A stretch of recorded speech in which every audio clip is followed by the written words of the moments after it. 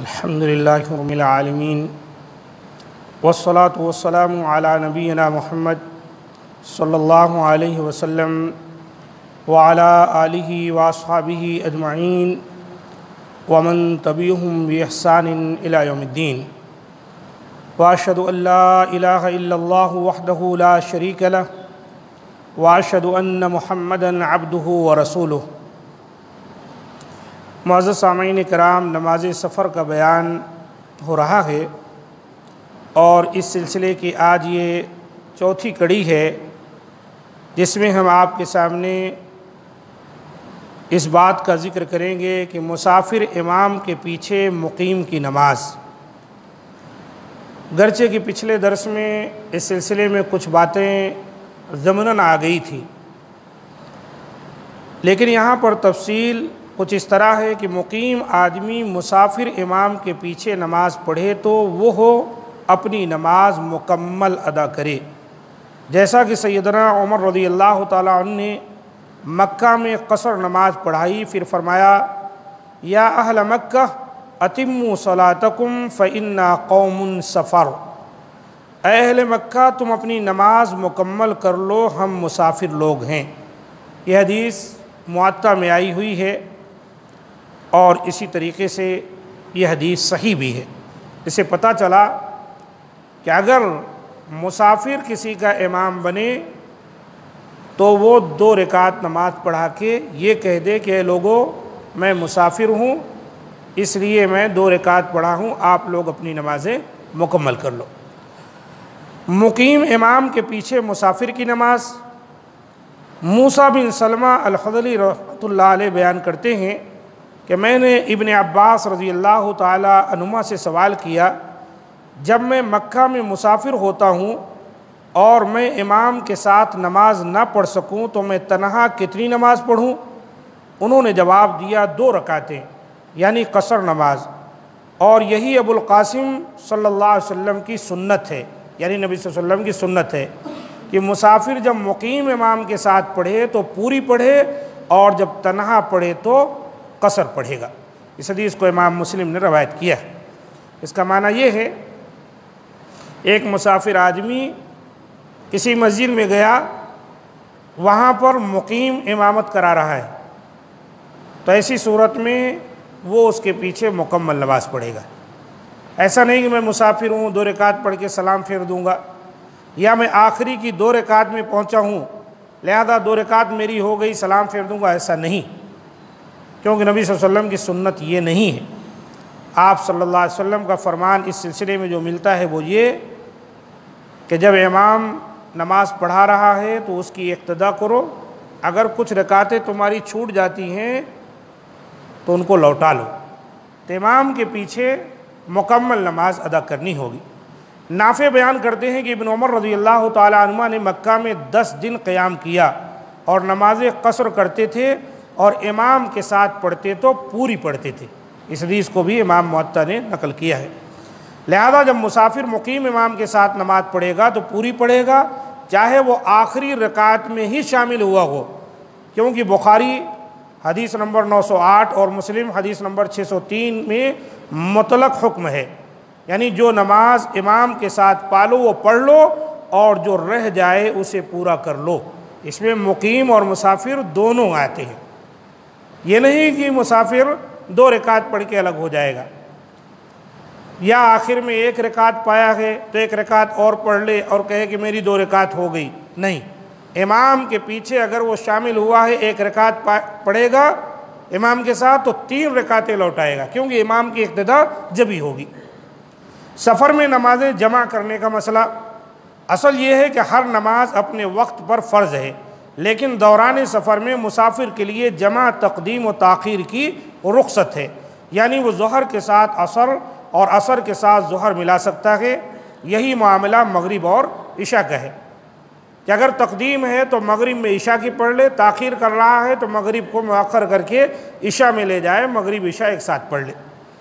سیدنا ابن عباس رضی اللہ تعالیٰ عنہ بیان کرتے ہیں کہ رسول اللہ صلی اللہ علیہ وسلم تبوک کے سفر میں ظہر و عصر اور مغرب و عشاء کو جمع کر کے ادا کیا کرتے تھے۔ اس حدیث کو امام بخاری اور مسلم نے روایت کیا ہے۔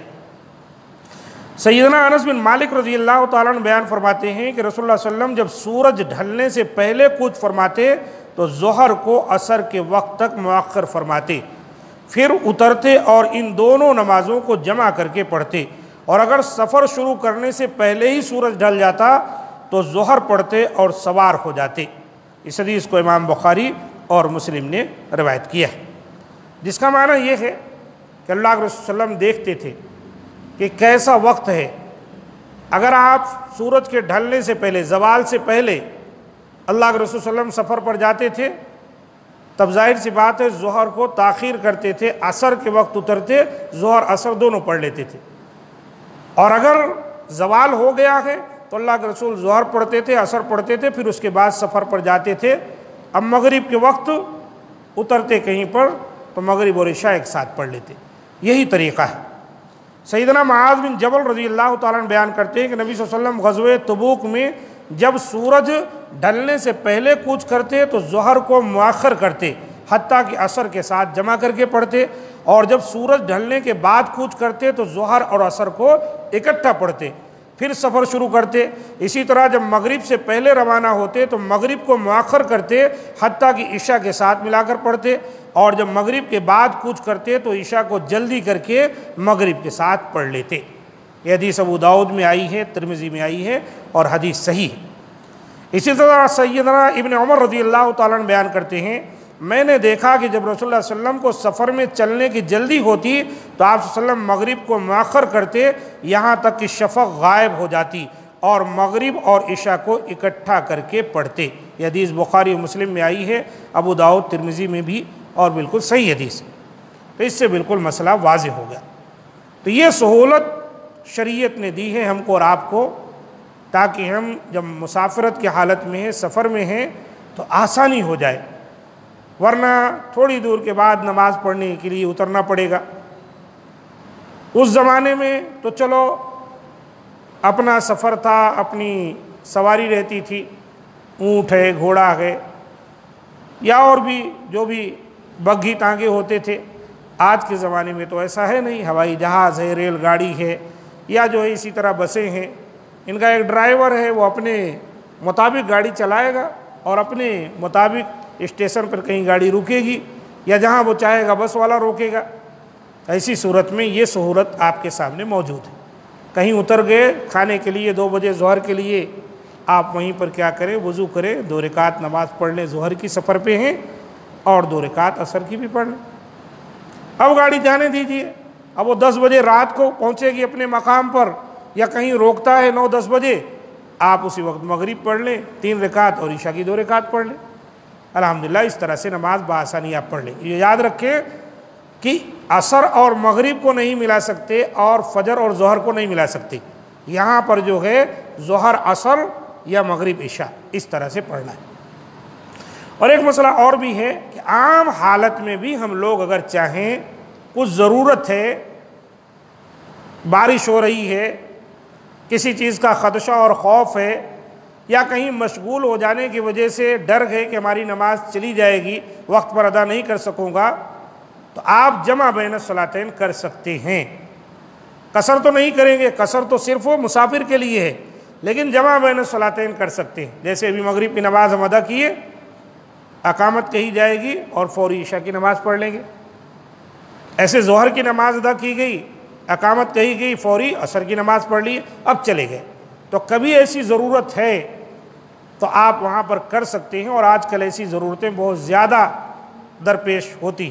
بازار کو چلے گئے، شادی خانے کو جا رہے ہیں، یا اسی طریقے سے اور کوئی مسئلہ ہے، کورٹ وغیرہ میں کسی کا کیس چل رہا ہے، کوئی بات رہتی ہے، تو ایسی صورتحال میں اگر آپ کو ڈر ہے کہ میری عصر کی نماز ضائع ہو سکتی ہے، تو آپ ظہر میں ہی عصر کی نماز ادا کر لیجئے، اس کی اجازت ہے۔